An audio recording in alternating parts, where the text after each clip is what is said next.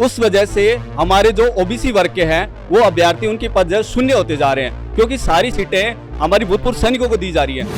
ये सरकार गूंगी बहरी है। हाई कोर्ट से 1 साल हो गया केस चलते हुए, कोई न्याय नहीं है, सिर्फ तारीख पे तारीख मिलती है। इतिहास में पहली बार ऐसा हुआ है किसी भर्ती के टॉपर को भर्ती से ही बाहर कर दिया गया। अभी जब से 2018 के बाद जितनी भी भर्तियां आई हैं उसके अंदर ओबीसी वर्ग को शून्य तक ले आए हैं। 21% आरक्षण का नाम लेते हैं, मिलता 0 से 2% है। राजस्थान की सरकार से कई सारी शिकायतें हैं। अभी हम जनता के बीच आए हैं और अब सुनने को मिला है जो राजनीतिक लोग आरक्षण के ऊपर अपनी राजनीतिक रोटियां सेकते हैं वो लोग उनकी क्या दुर्दशा करते हैं। उसके बाद आइए जानते हैं उन्हीं की जुबानी। आज मेरे साथ मौजूद हैं ओबीसी से योगेश यादव। मेरा नाम योगेश यादव है। मैंने राजस्थान पुलिस भर्ती 2019 से कोटा ग्रामीण जिले से आवेदन किया था। वहाँ से मेरे जनरल टॉपर से भी 2 नंबर ज़्यादा है। लिखित परीक्षा में जो हमारी 75 अंक की हुई थी उसमें मैंने 70 अंक प्राप्त किए, लेकिन कोटा ग्रामीण से टॉपर होने के बाद भी मुझे ज्वाइनिंग नहीं दी गई। और ऐसा सिर्फ मेरे साथ नहीं हुआ, पुलिस भर्ती में 17 लाख फॉर्म लगे गए, उसमें 243 सीटें थी हमारी ओबीसी वर्ग की, लेकिन 243 सारी सीटें भूतपूर्व सैनिकों को दी गई। भाजपा सरकार में 17 अप्रैल 2018 को एक तुगलकी फरमान जारी किया गया जिसके तहत ये कहा गया कि भूतपूर्व सैनिकों का आरक्षण है जो हॉरिजॉन्टल होगा। उस वजह से हमारे जो ओबीसी वर्ग के हैं वो अभ्यर्थी उनकी पद शून्य होते जा रहे हैं, क्योंकि सारी सीटें हमारी भूतपूर्व सैनिकों को दी जा रही हैं। 243 सीटें भूतपूर्व सैनिकों को दे दी गई, एक भी ओबीसी वर्ग का अभ्यर्थी चयन नहीं हो पाया और वापस से भर्ती हुई है 17 लाख की, फिर से भूतपूर्व सैनिकों को सीटें दे दी जाएंगी। हमारे साथ बिल्कुल कुठाराघात हो रहा है। ये बीजेपी की सरकार का बनाया हुआ नियम है, लेकिन कांग्रेस सरकार भी आज 4 साल हो गए, इस पर कोई अमल नहीं किया है। हमने 5 मई को आंदोलन भी किया था जयपुर के अंदर, बहुत सारे लोग भी आए, 1000 से ज्यादा लोग थे। मैं चाहता हूं पूरा ओबीसी वर्ग हमारे साथ आए ताकि सबसे ज्यादा विधायक, सबसे ज्यादा एमएलए और खुद सीएम साहब ओबीसी वर्ग से आते हैं, लेकिन फिर भी कोई ओबीसी वर्ग की सुनने को तैयार नहीं है। मैं चाहता हूं ओबीसी वर्ग पूरा साथ आए, इस मामले को उठाए, क्योंकि ये सिर्फ ऐसी भर्ती की बात नहीं है। 2 दिन पहले पटवारी का रिजल्ट आया है, 600 सीटें थी हमारी ओबीसी वर्ग की, 500 सीटें भूतपूर्व सैनिकों को दे दी गई।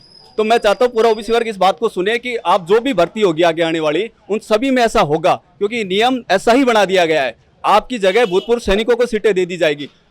बस हमारी इतनी सी डिमांड है, हम भूतपूर्व सैनिकों के खिलाफ नहीं है। जो 12.5% उनके कैटेगरी वाइज जो कोटा है वो उनको फिक्स कर दिया जाए हर कैटेगरी वाइज, ताकि हमारी भूतपूर्व सैनिकों की सीटें 12.5% अलग हो जाए और हमारी ओबीसी वर्ग की सीटें बच जाए। बस मेरा यही कहना है, ज्यादा से ज्यादा ओबीसी वर्ग भाई साथ आए, इस समस्या को उठाए, क्योंकि ये सरकार गूंगी बहरी है। हाई कोर्ट से 1 साल हो गया केस चलते हुए, कोई न्याय नहीं है, सिर्फ तारीख पे तारीख मिलती है। हाई कोर्ट सुनने को तैयार नहीं है। पुलिस प्रशासन ने आंखें मूंद रखी हैं, बिल्कुल कोई सुनने को तैयार नहीं है। हम कहां जाए तो क्या करें। एक भर्ती, इतिहास में पहली बार ऐसा हुआ है किसी भर्ती के टॉपर को भर्ती से ही बाहर कर दिया गया। कोई सी भर्ती उठाकर देख लीजिए आप, किसी में भी। अभी जब से 2018 के बाद जितनी भी भर्तियां आई हैं उसके अंदर ओबीसी वर्ग को शून्य तक ले आए हैं। 21% आरक्षण का नाम लेते हैं, मिलता 0 से 2% है। धन्यवाद। जी बिल्कुल, अब देखा आपने कि किस तरह से टॉपर्स को भी साइड में उठाकर रख दिया गया है और उनके हक को पूरी तरह से खा लिया गया है। भूतपूर्व सैनिकों को उनका हक मिलना चाहिए, ये हम नहीं कह रहे, लेकिन इन लोगों का हक क्यों छीना जा रहा है। आज तक आप ये बताइए कि आरक्षण जैसे मुद्दे पर जो इतना संजीदा मुद्दा है उसको आप अपने राजनीतिक तौर पर तो बड़े ही आराम से यूज लेते हैं, पर जब इनका हक देने की इनको बारी आती है तो इनका हक ही सबसे पहले क्यों छीना जाता है। बीजेपी सरकार ने जो नियम इनके लिए निकाले तो वो तो साफ तौर पर दिख रहा है कि जो सरकार नियम निकालती है अगले साल दूसरी सरकार आएगी और उन नियमों को उठाकर ताक पर रख देती है और खुद के नए नियम और नई योजनाएं लागू कर देती है। ऐसा हर साल देखने को मिल रहा है। राजस्थान में 30 सालों से ये नियम चल रहा है, एक बार भाजपा एक बार कांग्रेस, एक बार भाजपा एक बार कांग्रेस, लेकिन इनके हितों की कौन सुनेगा। अब ये देखिए, ये अपने जिले के टॉपर हैं और अब इनको साल भर से लटकाया जा रहा है इनको इनके हक के लिए, जबकि इनका पूरा हक बनता है उस भर्ती पर, उस पद पर जिस पर ये डिजर्व करते हैं। लेकिन सरकार है कि वो अपने कान बंद करके बैठी है। हमारी एक ही मांग है ओबीसी वर्ग की कि हॉरिजॉन्टल आरक्षण जो सरकार ने लागू कर रखा है कि 12.5% हम टोटल फौजियों का लेंगे, लेकिन हम यही चाहते हैं कि ओबीसी में टोटल 12.5% ही लिया जाए। जैसे कि 1000 सीटें आती है उसमें 120 फौजी लेने होते हैं, तो ओबीसी में मात्र 21% सीटें अलग कर देते ना, तब 250 सीटें होती हैं। और एक्स सर्विसमैन होते हैं 120, 250 में 30% महिला अलग कर देते हैं, पीछे 180 की सीटें बचती है पुरुष की, और 120 फौजी लेने होते हैं। तो ये एक्स सर्विसमैन 120 लेते हैं टोटल टॉप नंबर वाले, उनमें से 90 ओबीसी पुरुष की सीट मतलब समायोजित कर देते हैं। तो हम यही चाहते हैं कि हर वर्ग में 12.5% हॉरिजॉन्टल आरक्षण फिक्स हो, खेल कोटे का भी हॉरिजॉन्टल आरक्षण फिक्स हो, विधवा कोटे का भी हो जिसमें महिलाओं की सीटें भी बचें। तो सरकार से हम यही चाहते हैं। बाकी एक बार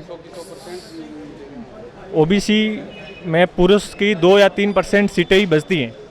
हम सरकार से यही चाहते हैं कि हमारी 21% आरक्षण है, उनमें 12.5% एक्स सर्विसमैन को दिया जाए। हमारी यही मुख्य मांग है। ये सही कह रहे हैं कि अगर सरकार ही नहीं सुनेगी तो कौन सुनेगा, और इसका खामियाजा इनको अभी नहीं आने वाले चुनावों में भुगतना जरूर पड़ेगा। क्या आप ऑनलाइन ई कॉमर्स बिजनेस शुरू करना चाहते हैं लेकिन डरते हैं कि बल्क में माल खरीदने के लिए इतना इन्वेस्टमेंट कैसे करें? तो अब आपको कंटेनर इंपोर्ट करने की कोई जरूरत नहीं है, ना ही ये टेंशन लेने की जरूरत है कि वेबसाइट कैसे बनेगी, रजिस्ट्रेशंस कैसे होंगे, वगैरह वगैरह। जरूरत है तो सिर्फ एक कंप्यूटर, एक इंटरनेट कनेक्शन और जीएसटी नंबर की। ऐसा कैसे हो सकता है? ये सब होगा। ये सवाल अगर आपके दिमाग में आ रहे हैं तो बिना देर किए तुरंत कॉन्टैक्ट करिए हमारे ई कॉमर्स कंसल्टेंट से।